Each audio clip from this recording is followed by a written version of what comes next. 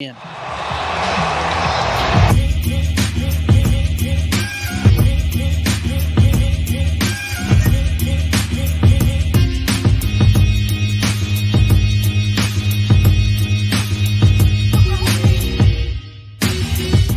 Episode 152, and welcome into the Benches Cleared podcast, where we cover the best rivalry in all of sports. I am Jesse Gutierrez, and I represent the side of the San Francisco Giants, who are officially eliminated from playoff contention. Congratulations. Let's go. Thank you. I'm Dave, representing the Dodgers side, who a certain player just made history today. We'll talk about it and much, much more. Do we really? I mean, we're going to hear about it on Twitter for the next, every day for the rest of our lives, especially if he freaking does 55-55. Listen, I'll make a deal and okay, with you and all the Giants fans that hear us. If anybody breaks the record, I'll stop talking about it. Simple. Anybody breaks the record, I'll stop talking about it. But until then, you guys are gonna have to indulge me and just listen to me talk Shohei nonstop. Well, that's no problem because you also didn't specify what league. So if someone just beats it on MLB The Show, or just in your own bag, I could probably hit 60 home runs off my son. Get him in here, throw a ball. I think by home run number 20, your arms are already like you got an ACL missing or something. Like too soon. Too soon, dude. You're on the IL by then. Go ahead and try. Just try to run to the backyard. You twist your ankle. You're severely underestimating the arm of your son, dude. Severely. That's true. Yeah, that's true. The 2-year-old arm is hot and ready. Yeah, we can talk about the good stuff later. Let's talk some sadness. Giants officially out. I mean, I'm not sure how sad it is because you already knew. I think it's actually good that it didn't take us the week before to actually fall out of playoff contention, because then we would have to hear the shit sandwich that we talked about a couple weeks ago. How Farhan's going to try to feed us the shit sandwich of, we played important games until the last week. We gave them a fight when we really didn't. But we can be sad about that in a couple weeks. When we hear the presser, let's be sad about the things that are happening this week. Some, I guess, a bright spot. Heliot Ramos hit her first ever right-handed splash hit. If you don't count the first ever splash hit by a right-handed hitter. Just one home run? It's the first ever splash hit, Dave. But just one home run in the game? Just one? I'm just checking. Not two? He had one home run in the game. It was the celebration it was Roberto Clemente Day, and it was a celebration of life for Orlando Cepeda. And another Puerto Rican kid just decides to hit the first right-handed home run splash hit ever in Oracle's history. And then they won the game, right? See, now you got to come in here with bullshit. That's fun when you make history and you win the game, you know? That's like the worst part of it. Then I'm going to get into why they lost that game. That's later. That's for duds. That's for another sad point. But here's there's this. I'm not sure if you've seen the drama on Twitter. Do you know who McCovey Cove Dave is? Another Dave. Not a clue. It's the guy who's in the kayak all the time. The one guy who gets 90% of home runs. You're talking about McCovey Dave. Yeah. We got a bunch of Daves stationed everywhere. And so he got the Cove, right? He got the Cove down there. So that's the Dave that's stationed down there. You got me. You got Twitter Dave. I said McCovey Cove Dave. And you said, oh, no, you're talking about Covey Dave. Come on, dude. That's just wildly saying, there's a bunch of Daves stationed everywhere. There is. You're lucky enough to get stuck with Dave. Me. That Dave has some drama going on down there. I wasn't in the know, so I don't know what happened. So Dave, which we love him, we've had him on the podcast actually. Way back when he was beloved by all Giants fans, but he's had some really weird quotes. I'm not sure if you saw this because he likes to keep his home runs. He's a ball hawk. That's a whole culture And I'm not going to talk shit about that culture. It's not my thing. But hey, do you? You're spending all that time and that time and energy going after balls. You should be able to keep the ball. If it's a foul ball, maybe give it to a kid. If it's a home run ball, you worked for it. Okay. Lived my whole life sitting in the bleachers, and I've never gotten a home run ball in my life. So it's very hard to do. So he likes to keep his balls, but he gives a lot of balls back. Don't we all? That's true. So that's true. I'm with Dave. Got to keep at least one of them. But if you can keep both, more power to you. Hello to your 40s. But apparently Heliot Ramos wanted it back because it meant a lot to him because of the day, all the importance to Puerto Rican heritage in that day, and then him being able to do it that day. And McCovey Cove Dave said he has to earn it. And That's right, Dave. That's right, Dave. You tell him. Well, Hate that drama, Dave. I just can't back that. It's such a nice, good dude. I was actually going to try to do the kayak one time, and we talked about it, and he was like trying to help me kind of set up. Really nice guy, but I don't know. It's just not a good look, dude. I can't. I don't know. If you want to just keep it because you love it, it is what it is. But to say he has to earn it, wouldn't hitting the home run constitute earning it? Which is really funny because it's like, hey man, I know you made it to the major leagues. I know you're facing the toughest pitching in the world, and you just did something nobody's ever done for my favorite team, and I was lucky enough to catch it. But you're gonna have to earn it if you want it back. I don't know. That's a little too self-importance, dude. Like just give the ball back. It's not that big of a deal. To you, it's not that big of a deal. To him, it means the world. Come on. Yeah, and here's the thing. Like I said, if you wanted to keep it, that's a baseball fan's right. And they're well within their rights to keep it. But to say he has to earn it, that's the problem. That's the problem you have with it, because it's like, if you want to keep it, I can't blame you. You caught it. But the reason you're keeping it, that don't make sense to me. Right? Like oh gosh, I want to be on his side because, like I said, nice dude.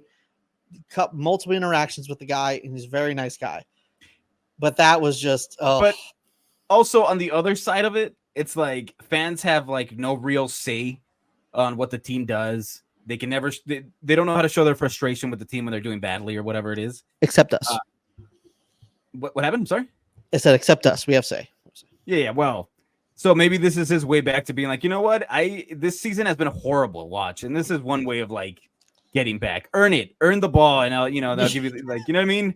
I maybe that's what he meant, but like maybe he's just angry. Yeah, like just win a game, and I'll give it back to you, dude. You wanted it. I'm gonna back Dave a little bit. Maybe this is what he's like. Play a better season, and the ball's there for you. But you should have just given it back the same day. 100%. And there was like this thing of like he was trying to have the Giants pay for a parking spot for him, and negotiations didn't go well because parking negotiations. Parking in San Francisco is very expensive and very confusing. I remember parking there for a game one time, and I'm asking the parking attendant. Not even attendant. It's like the parking enforcement. There we go. I'm sorry. Okay. It says it on his truck. So I'm like, excuse me, am I cool to park here? And he comes out, looks at the sign, and looks at my car, and is like, I think you're okay. Like, no, I need to know if I'm okay. That is like you're going into the game, and you're like, I don't know if I can go now. Yeah, like you're supposed to tell me. That's also a problem with Giants not having their own parking lot, but that's a whole nother issue, another topic. But you know what would have been the funny end to that story, like a awesome ending, if you came back out and he's giving you the ticket and he's like, I guess you couldn't park here, dude. It turns out you couldn't. Park here. Yeah, I mean, there's, before we get into the Dodger bullet points, because that's what's more exciting, and I get it, right? To cap it off of Giants saddom is, so Matt Chapman signs this big extension. We talked about it last week, right? And Andrew Baggerly writes this article saying how Buster Posey is the one who negotiated that deal with him and just Matt Chapman in the hotel room, just hashing it out old school style, owner to player. hey, see, I'm gonna give you this much money, Chappie, and he's like, yeah, I'll do it for you.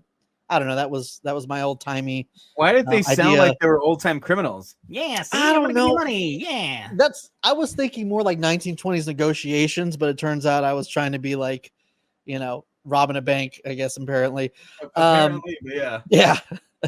But yeah, that's kind of like the picture he painted. And then it comes out right after that Scar Boris is like, no, me and Farhan did that deal. I have no idea what he's talking about, from Susan Celester. So, I mean, it's also a reliable source. And then it seems like Andrew Bagley is kind of backing up and saying like, oh, no, well, they were a part of the deals. Like they were a huge part in making the deal happen. And it's like, I don't know. It's just messy. Every part of Giants baseball is just so messy right now. It seems that way, dude. You guys cannot get to the finish line fast enough. Like, just throw away this season and start again next year, because this is just comedy. A fan doesn't want to give a ball back. You guys are reporting stuff that isn't true or is true, or who knows. Maybe it wasn't supposed to come out. Yeah, but that's the thing. Like, people were trying to do it to like say that Farhan's going to get fired, and I don't know if Farhan's like putting this out to be like, no, everything's okay, guys. And that, you don't know what side is true. Technically, it just seems like I don't know. So that's what's going on. Off season once he gets fired, if he does. We can't get one W, Dave. We can't get one, except if we're playing the Orioles, then we get a lot. But that's for later. We'll talk about this week. But we got some bulletin points to talk about with these Dodgers. I don't know what situation you want to get into first. I guess the first question for me is, who's going to win the West? I'm supposed to go to this Padre Dodgers game on Thursday. Is it going to be important? Maybe.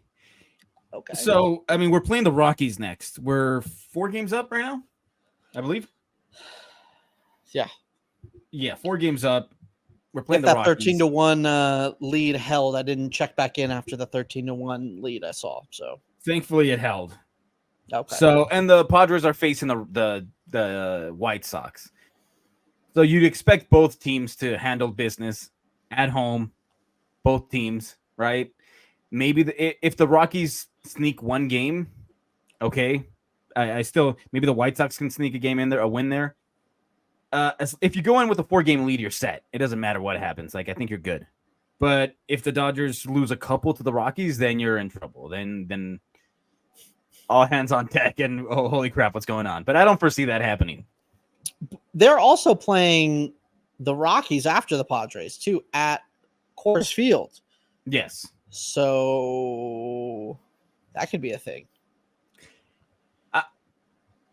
I guess I was more like worried because they're going to go to the playoffs. But if they have a bye, you have all that time to get, the core effect off, for it to wear off, or so hopefully it's not that big of an impact. But all you want to do in that series is get out of there healthy, man.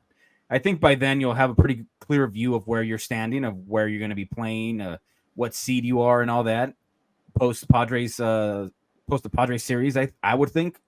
So hopefully you just go into that series just trying not to get injured, trying to stay healthy.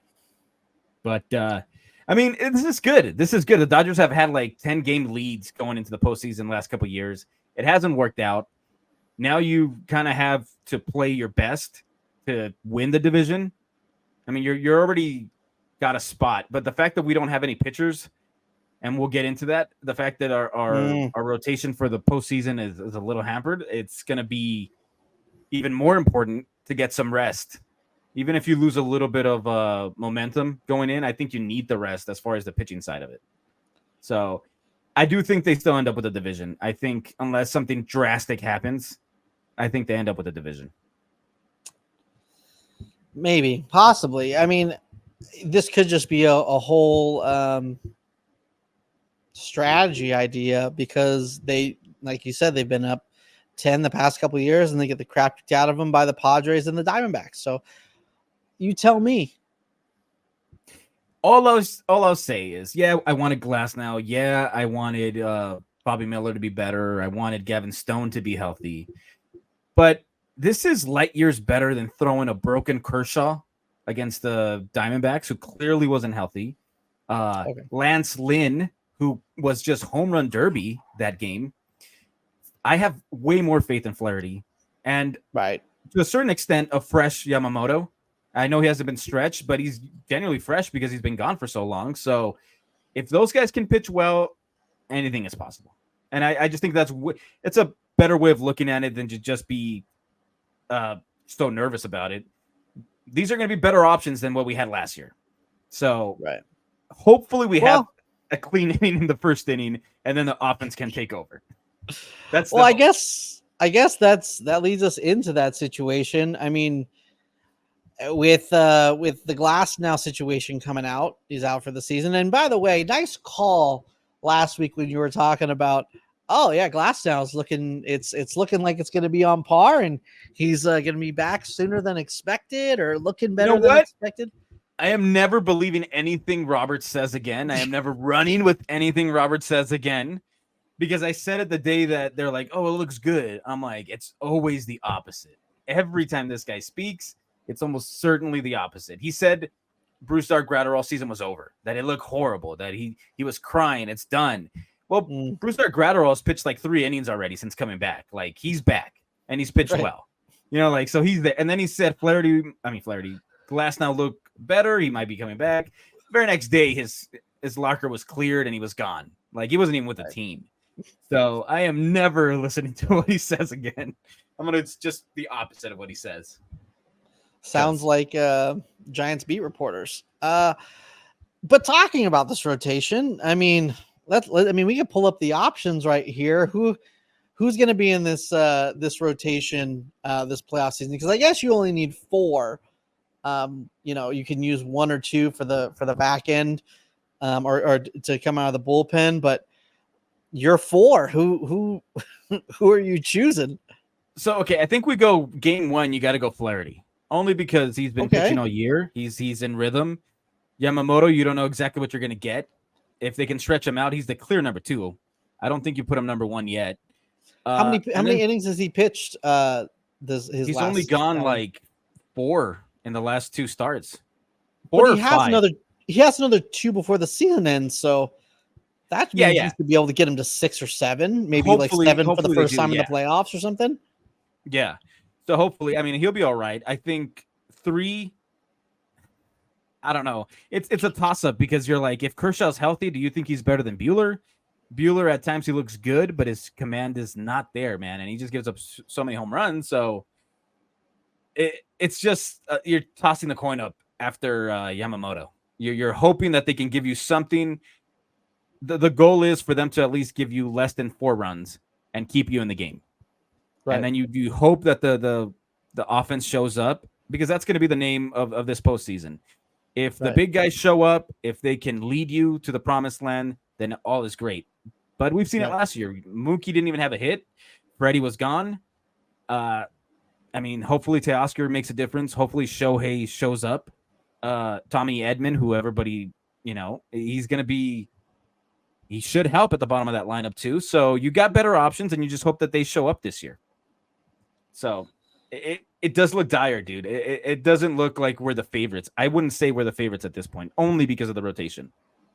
The bullpen has been taxed so much, which is why I think the bye is so important. You want them as rested as possible, because come playoff time, I think you're going to need to lean on them a lot. They might come in starting the 5th.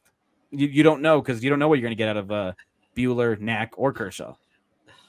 Wow, you heard it here first. The Dodgers are dead. I know what you're doing. No. I just got it. I just understood what you just did.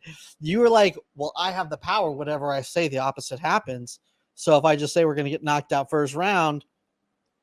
Well, I didn't go that far. If we get knocked out the first round, something bad and horrible happened. I caught you. I just coded the code. And you're freaking done for, buddy. All right. Pal, buddy boy. I guess that segment's over, right? Let's get on with it, dude. When are we going to talk about it? 50-50. He did it in Miami. He just finished doing it a couple hours ago. 50-50. We're never going to see it again. He made history. He's the clear-cut MVP. Mm. Shohei Ohtani, dude. How are we feeling? Even as a Giants fan, you gotta admire it a little bit, right? Hell no. This is coming. Hell yeah. This is coming off behind all that hate. I know there's just so much love for him. I would love it if he did it for pretty much any other team. I would be happy and like, oh, this is so great. And it is. It is great. And it is. Yeah, you love you. You're gonna downplay it. I can see the road where it's heading, and you're gonna downplay the hell out. No. I'm not gonna I'm not that guy. I'm not gonna downplay it. What am I gonna do? Is I'm just going to talk crap about it because it's like, it's an amazing feat. No one's ever done it before, but I'm just sick of hearing about it because we can't even get our own beat writers to have the same, story. We can't even decide who signed who, and you're over here. Historic seasons. Oh, we're so bad. 6. Like in the day that he broke the record, he decided to. He's like, I'm just gonna go 6 for 6 in Miami. Even Brandon Crawford went 6 for 6 in Miami. Brandon Crawford, the guy that's out of the league. Is that what we're talking about? This was a long time ago. All right. This a long time. No, yes, of course. It is amazing. I mean, we talk about, the greats who hit home runs and seal bags, and no one's ever done it before. The first time I heard no one's done 45-45, I was like, bullshit. Let me look up my some Barry Bonds right now. I'm sure this is a mistake. And it was not a mistake.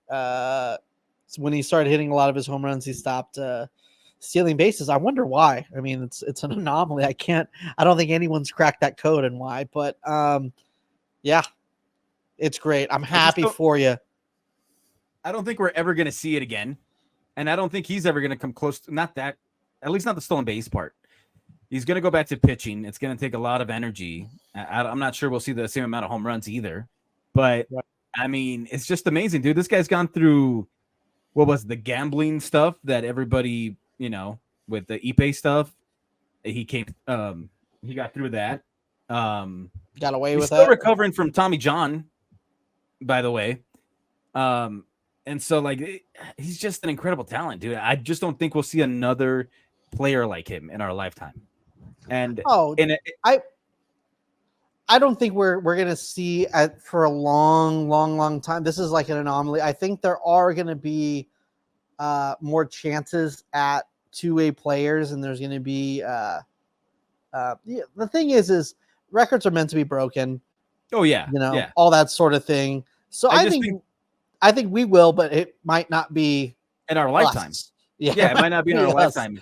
And I just think it's, I don't know, it's just really cool to have that record. And then, next year he starts pitching again. And like you said, we'll see players try to imitate that and try to, break it. I don't think we'll see it in our lifetime. And like I said, he's the best player I'll ever see, I think. And I think when he's in another team, you don't really think that way because you're, as an Angel, I was like, yeah, he's great. He's all that. But I wasn't really paying that much attention. And when he's on your team and you're seeing him 24/7, you're like, wow, this guy's, and he's going to pitch next year. This guy's amazing. How does he do it? It's one thing to be able to do it. It's one thing to do it at a high level consistently. Like if he was just a random pitcher who was like a middle of the pack pitcher, you're like, okay, cool. But he's just be a hitter because you're that much better. But he does both at a high level. It's like, how does he do this? So yeah, it's a pretty cool record, dude. I feel the opposite. I was enjoying it a lot as an Angel when he was an Angel. Now, and I would even get a little annoyed because sometimes I get updates for Shohei when he hits like an RBI single, and it's like what are we doing here? Every single time dude farts, we're supposed to get an update, even when he was an Angel. And now, even when it's amazing, it just annoys me. Well, I mean, he is the face of baseball, right? Like he's the biggest cash cow in baseball. Well, you can argue that he may not be the face of baseball. You can say that it's Judge. You can say that it's, he is for sure. But fans are like, we want you to promote our sport. But if it's the Dodgers, we don't want it that way. We'd love it if it was somebody else. And it's like, I'm sorry, but he's a Dodger. You're going to see it thrown in your face forever because it's one of the biggest franchises. It's a perfect opportunity. I don't know how it would be if he was a Giant. I don't think it would be. I mean, it'd probably be as big, but not the same market, you know? Well, he would be the same market because he has a full country behind him, and not only a full country, but just a major country with a lot of people in it. So that's he would have, I don't want to say as big of a market because yes, in America, Dodgers, Yankees, and I'm sorry, but the Giants are a major market team. Let's not try to act like just because the Giants play like the White Sox doesn't mean the Giants are the White Sox. Yeah, right? But their brand is not as big as the Dodgers in Japan. I wouldn't say, right? If Shohei was on the Giants, it would be. Yeah, but I'm saying before that. Like right now, I don't think they were. Dodgers were pretty much Japan, already a big maybe brand because they have a Giants out there. They have a lot of connection. Japan and the Giants have a lot of connection with each other, which was another reason why the Giants are finalists for Shohei Ohtani. But so I don't know, but I don't if the Giants don't have as big of a brand than the Dodgers in Japan, I would imagine it's close. I mean, just think this is not that crazy. Just 10 years ago, actually, more like 15 years ago, 13 years ago, whatever, Brian Wilson, Tim Lincecum were on Taco Bell commercials and, all this nationwide commercials, ESPN commercials. So like Buster Posey, ESPN commercial. Come on. Like I get it. The Giants are franchise in a terrible spot, but you're talking about commercials here in the U.S., which is fine. They were big here when they were winning. Once they stop winning, nobody cares about the Giants. Okay, and who cared about the Dodgers on ESPN when they sucked? Nobody. Well, how long ago was that? 15 years ago. Yeah, we're gonna go back 15 years. Yeah, but, we will. You're right. His brand is big everywhere. I'm just saying, if it was the Mets and the Yankees, it's probably as big because those are the three big, But I get what you're saying. Okay. I'm just saying it would be a step lower in a little bit. I think. I mean, it's the Dodgers. Whether you hate them or love them, you're gonna watch them. A lot of people watch them just because they hate them. They hate watch. So I don't know. I don't know. I'm just rambling on here, but whatever. He got 50-50 season. Then he broke it. He got 51. Did he really get 51? Yeah, he got 51 because he won steals. He had 3 home runs. I didn't see the last one. Fuck off, dude. So all right, whatever. I mean, it's not out of the realm of possibility. He gets 60 stolen bags. I mean, he can still do it. There's no way he gets 60 bombs, but I mean, he can get to 60 steals. I think. What is that? 9 more home runs? Yeah. I mean, if you hit 3 a game, why not? I mean, he is playing in Colorado in the season, huh? That's true. So, and then you're playing Colorado at home and their pitching sucks. So, and if they've given up by then and they're just, throwing batting practice, hey man, you never know. I don't know. Those teams I feel like are like, if we were still in it, right? And we're, I think we end the season. I know we've end the season with the Cardinals, but before that, I think it's the Diamondbacks, if I'm not mistaken. So we got Royals, Diamondbacks, then Cardinals.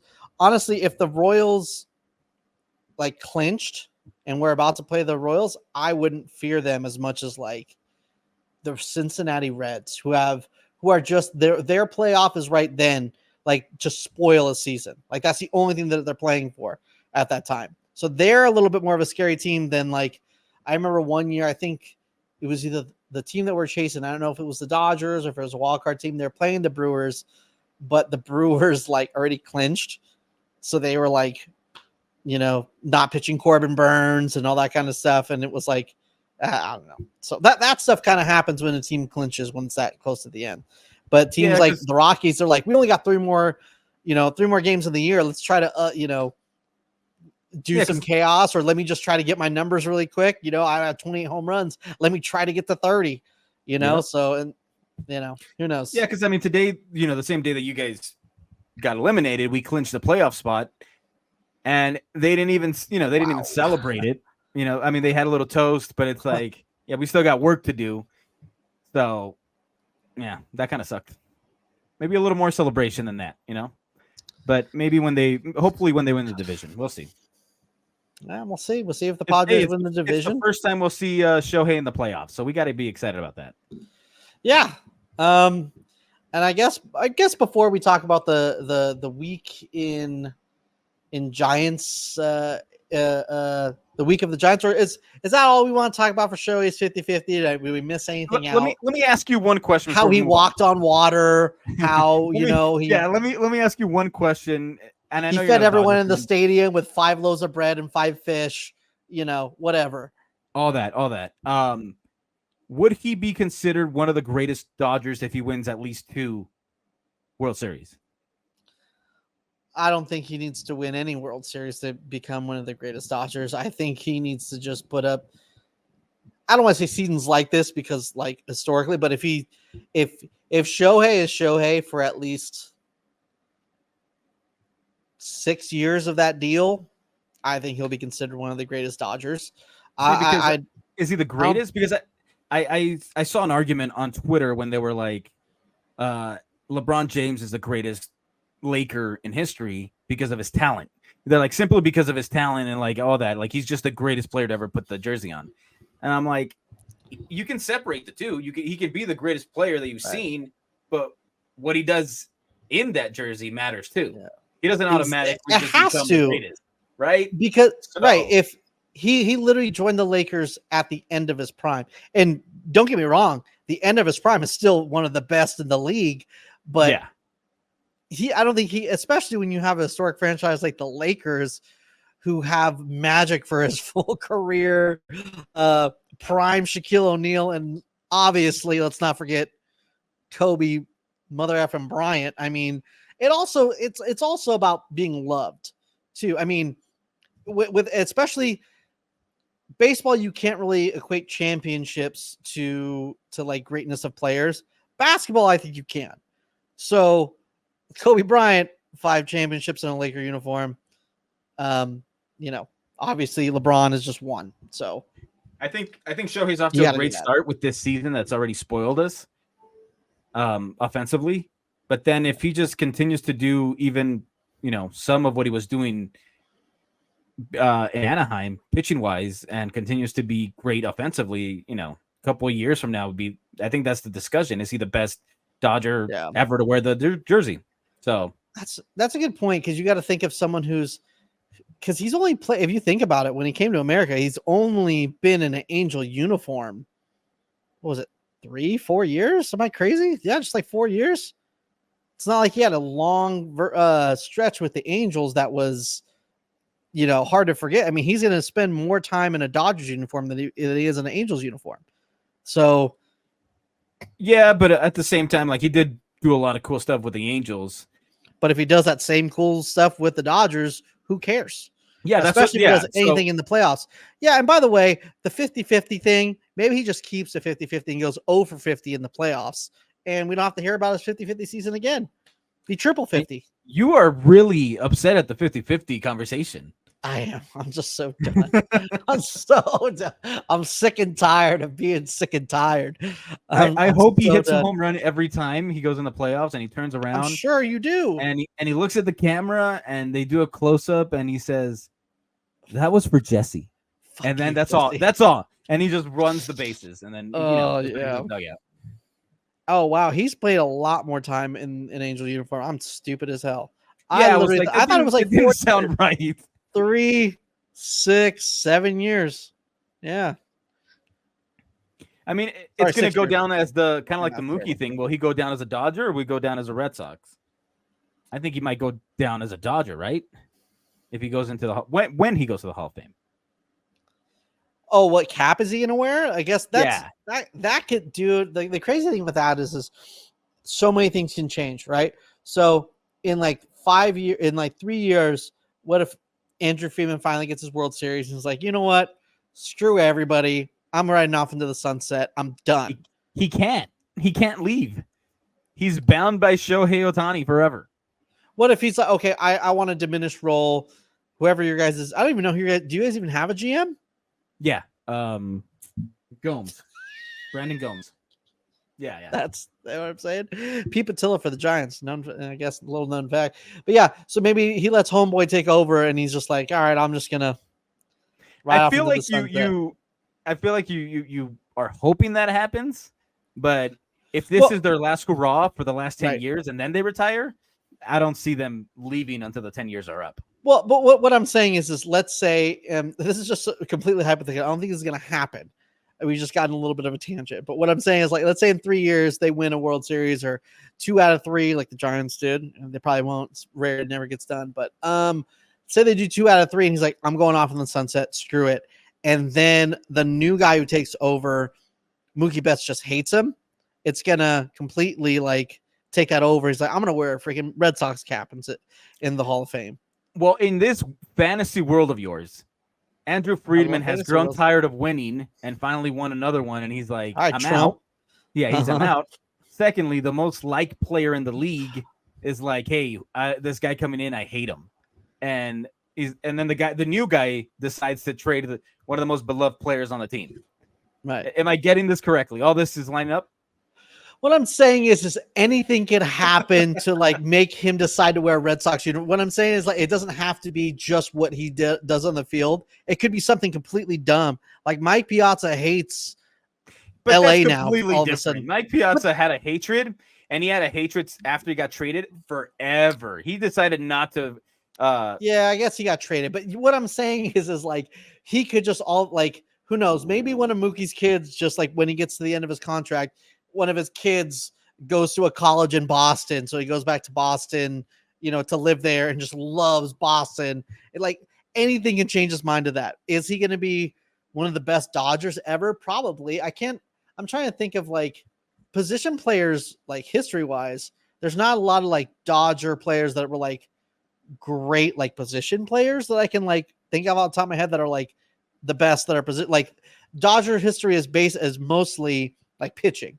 Yeah. But position player wise, there's not like a full, like long list of guys who are like career Dodgers who retired as Dodgers and are in the Hall of Fame, unless you go back to what, Pee Wee Reese. And I mean, Shohei broke the home run record. Jackie Robinson. It was Sean Green's. Like I didn't know it was Sean Green, like I love Sean Green as a kid, but I didn't know, I didn't consider him like, So, but the Giants have better records with better like position players that are known as Giants.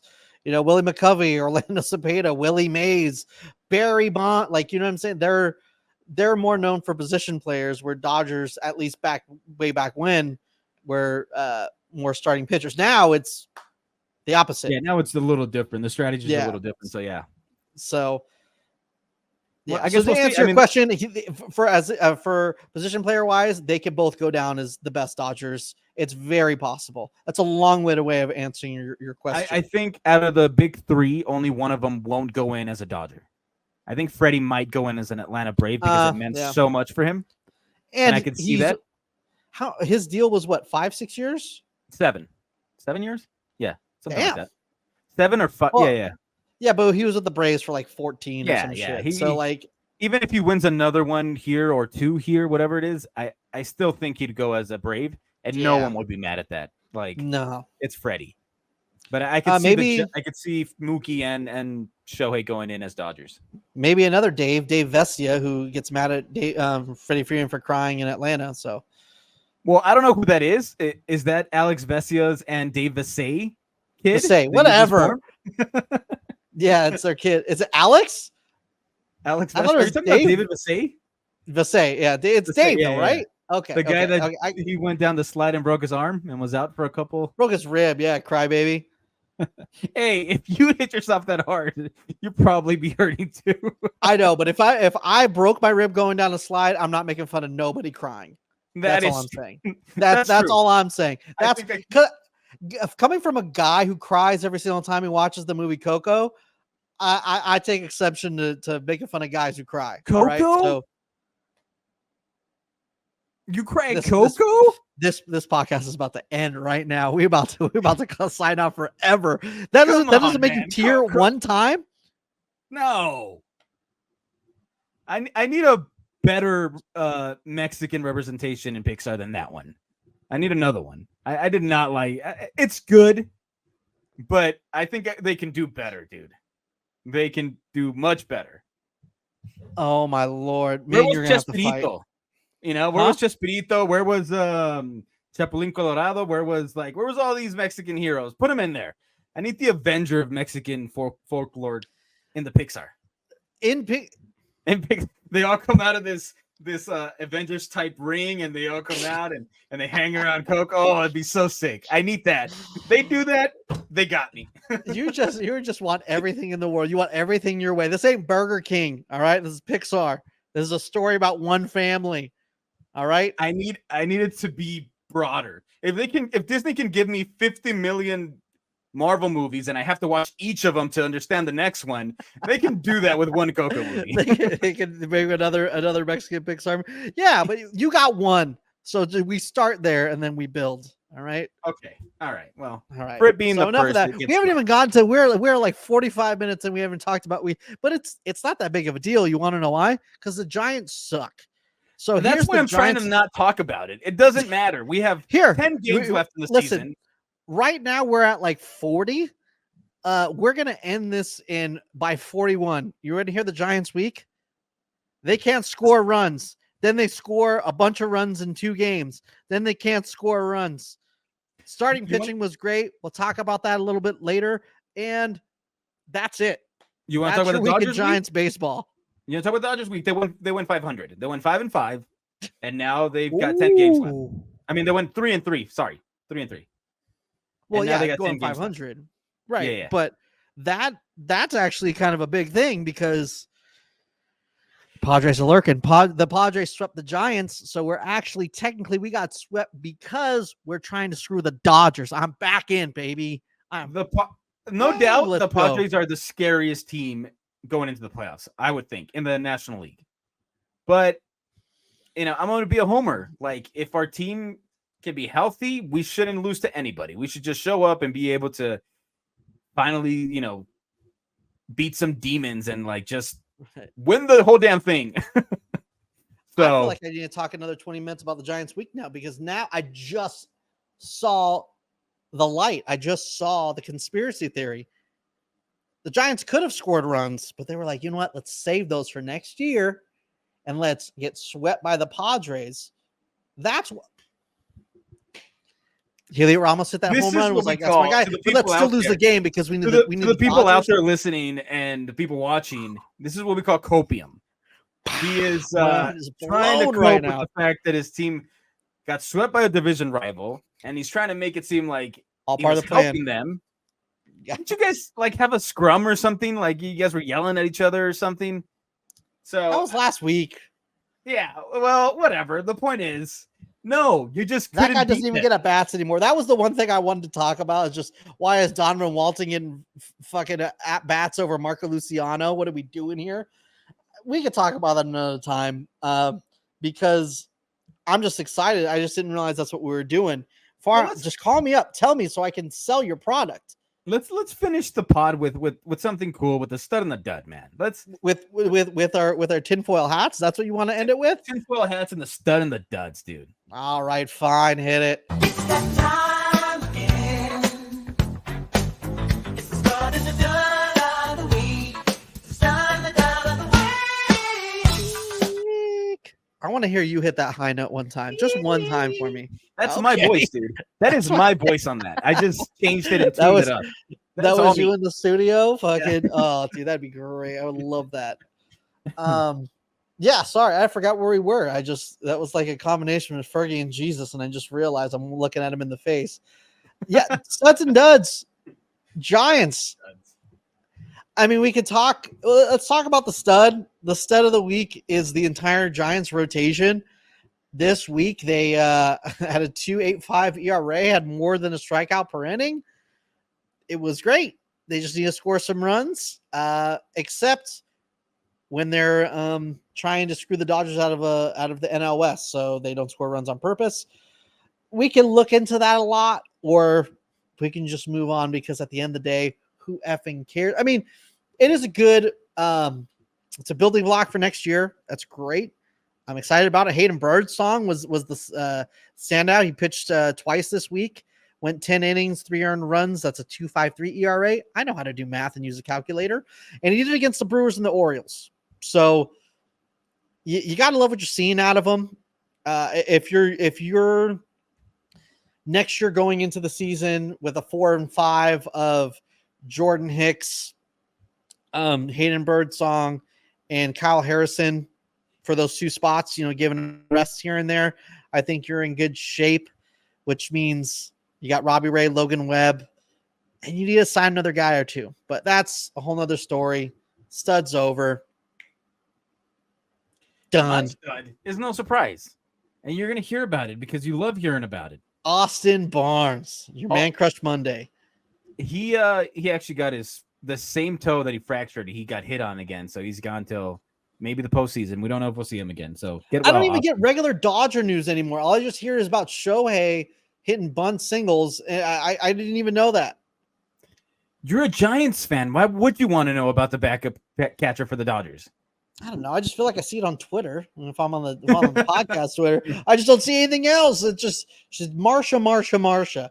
So the stud is the guy that went 50-50, first time in MLB history. He did it in style. He went 6 for 6, 10 RBIs. Amazing. He almost hit for the cycle. Everything that was promised, he's done so far. All that is left is to go out in the playoffs and just finish the job. So I'm in awe of Shohei Ohtani. I know you don't like to say that you are. You like to pretend that you aren't. But he's such an amazing talent. It's the bane of my existence. Why would that be an awe? If he was on any other team, not the Giants, I would feel the exact same way. I would think he's such an amazing talent. 100%. Maybe not the Yankees. Maybe not the Padres. The Yankees. But any other team, maybe not the Mets. The list is dwindling. But any other team, I would be excited and I would respect it, and I'd be praising him just as much as I am now, because I don't think we'll ever see anything like it again. He's such a unicorn. And I don't want to be Ben Verlander of podcasters by just going on and on about him, but it's amazing. I'm glad he's a Dodger. Yep. And I can't wait to finally see what he does in the playoffs. That's the stud of the year right there, man. Stud of the year. Stud of the year. I guess you should probably wait till the end of the year. You never know. Someone else can just hit a home run every at bat and get past his 50, and he can just stop hitting. So that could be a thing. I think the sadness. Let's talk a little. We've been happy for too long. Let's talk about something bad. Okay. My dud. Let me give you my dud real quick. Give it to me. We talked about him last week, and we're going to talk about him again. I have to give the dud to Bobby Miller. And I love Bobby Miller, and I think he's going to be good for us next year. I don't think it was in the cards this year. I just didn't. It didn't work out. You didn't see improvement from start to start. They gave him starts versus the Angels. They gave him starts versus the Marlins. He had a start versus the Cubs. These are teams that, before coming into those series, weren't hitting it all that well. They were struggling to get runs. He struggled versus the Angels, gave up 5 runs in the first inning alone. He struggled versus the Marlins. And, I think if we had even a little bit of something solid, something where he just gave up 3 runs, maybe 4 runs, we easily win those games. He has the talent, but it's just he hasn't been able to put it together this year. Maybe, hopefully, it's something health-wise that could be corrected in the offseason, and it's not just talent, that he's just not good enough. But and I don't believe that. I think he has the talent. You see it there. So hopefully, this offseason he corrects it, because I think there's a lot of talent in there, and I think he'd still be a frontline starter. We've seen it. We've seen glimpses of it. So hopefully, but it's been a rough year to say the least for him, and hopefully it just improves next year. Giants dud.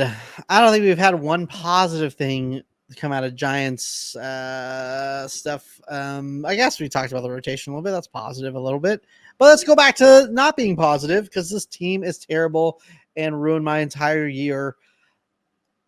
So the dud of the week is Camilo Doval.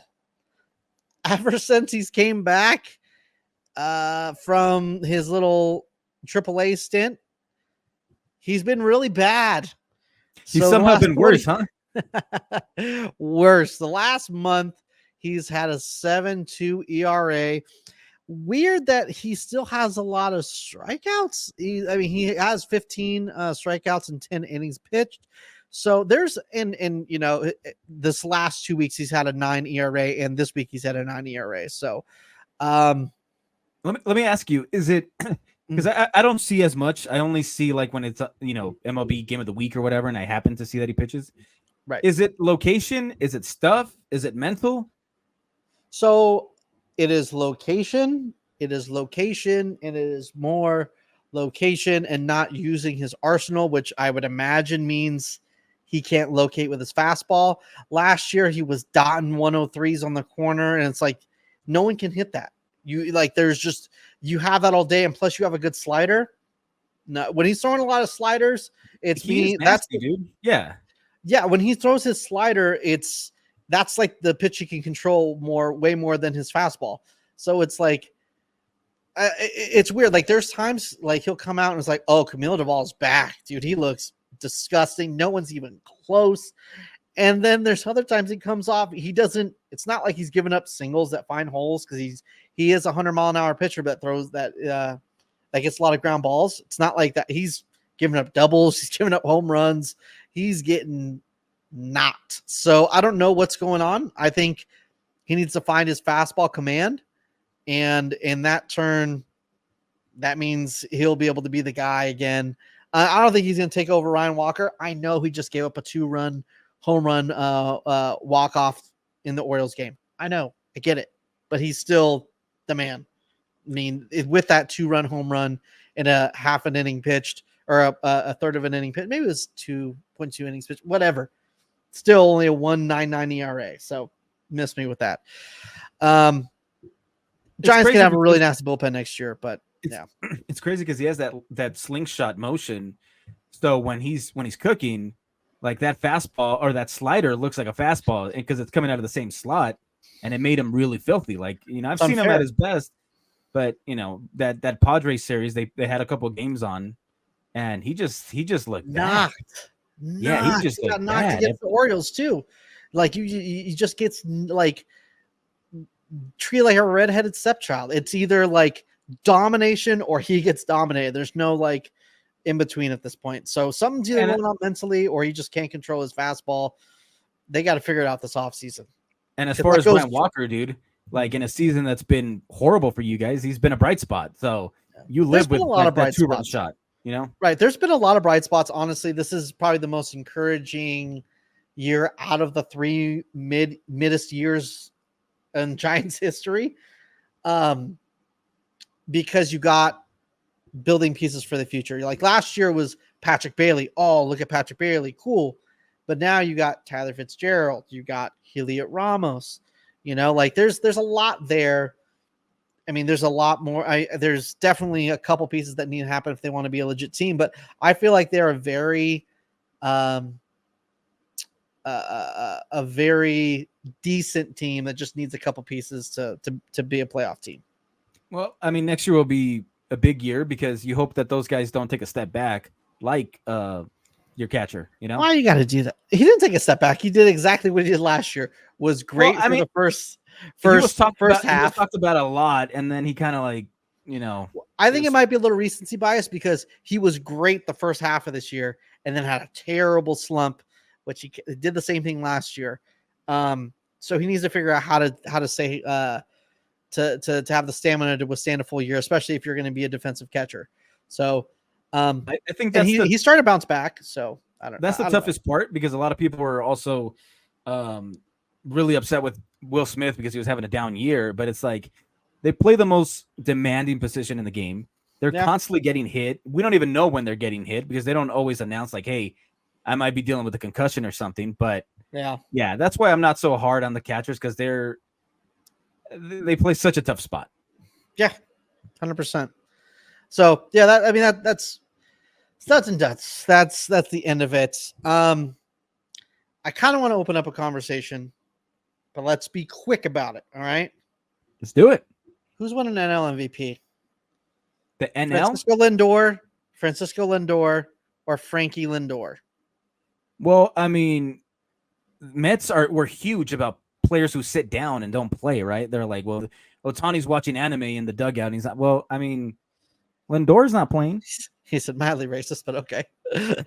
Exactly. That's what the Mets were saying. Like, oh, he's New watching Yorkers, anime what while can you he's in do? there. And I'm like, okay, well, first of all, I'm an anime lover, so that's fine by me. If he's watching anime and hitting bombs, give him the MVP. Right. Lindor's injured. He was carrying that team, so it was bound to happen, I guess. But I mean, 50-50 never been done, and he's not even going to stop at 50-50. He's still going. There's just no. I mean, he's played 150 games. Like, I'm not sure you can put that tag on him. My thing was always from beginning of the year we've had these conversations. My thing was, it is a very big thing that Shohei is DHing. That's a huge knock against him. And so if there's a position player who's even close to him, you got to give it to the position player. You just do. I'm not saying DHing is easy to sit down and hit, whatever, but it's also very hard to play defense, especially a position like shortstop, and then be as great as he is. If the numbers were comparable, if the numbers were a little closer, then no doubt you're like you can make that point. But he's got him like double digits in home runs, double digits in other spots. Like exactly, that's exactly what my point was. The one common denominator in all these discussions was that at first it was Bryce Harper. He's playing the infield. Bryce Harper. Ketel Marte. He's playing so well. Look at him go. Yeah. Now it was whoever was next, and then now it's Lindor. And the one constant is that they keep comparing him to one guy, and it's Ohtani. Yeah, that doesn't matter though, because at the end of the day, at the end of the season, it doesn't matter if you're like this. It matters what your season numbers are. Even if Shohei Ohtani is here and someone's like this, if the end result is still higher than Ohtani, you got to give it to the guy who has the better year. But like what I was saying, like we were saying earlier, and like you alluded to, it has to be close. And there is not one statistic that Francisco Lindor has that's even close. I mean, Shohei's hitting 290. This is 271. He's got 20 home runs on him. It is really funny to hear about how all of a sudden Dodger fans are excited, are valuing the stolen base, because last year the stolen base wasn't shit when it was Ronald Acuna Jr. That was their reason for him getting MVP over Mookie at times or Freddie at times. But now the stolen base is important. So, and he has a lot more stolen bases. But we've talked about that, how it's overvalued. The stolen base is definitely overvalued. I mean, I don't think it is. I think it is. I think it's a bigger bags and all this, and I like. But no one else. If you're still, I get the argument that they're saying 70 bases. 70 bases. That is insanity. Yeah, a couple inches doesn't make a huge difference. Maybe not. But yeah, it's gonna help him. But it's also not easy.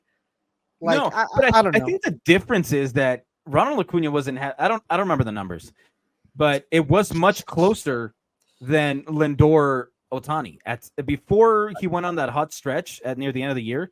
It was much closer than Ohtani Lindor between Betts and Acuna, and the difference for them was the stolen bags. And we're like, well, I mean, come on, like it's not just you can't just formulate everything around the stolen bases. Not everything, but if everything is close, and this guy has a lot more stolen bases, then you're going to be like, yeah, I'm going to pick this guy.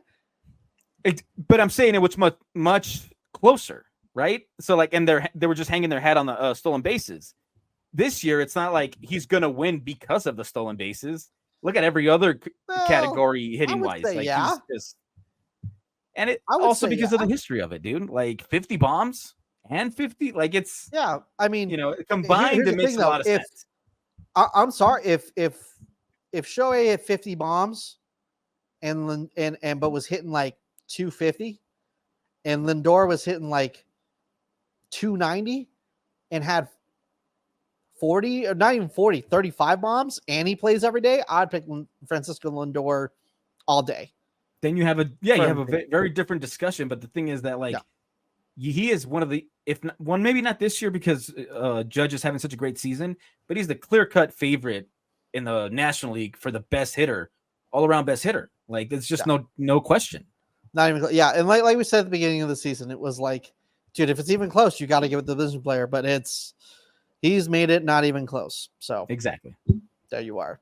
So yes, this was welcome to Shohei Ohtani Talk. Thank you so much for listening today. Make sure to subscribe to us on your favorite podcasting platform as well as YouTube. Make sure to follow us all the socials. They're down below, Dave, over there. And if you're audio only, come on YouTube, give us a play there too. Come on, bump our numbers, help us out, huh? But if you won't, that's fine. Twitter, Benches Cleared P. Instagram, Benches Cleared Podcast. And even TikTok. I think that's even TikTok. We got TikTok Benches Cleared. My bad. Yeah, my bad. And thank you for listening. Thank you. This episode's called The Show, just SHO, because it was all about the show today. Just play the song, man. All right, we're done. Bye. See you next week. My bad.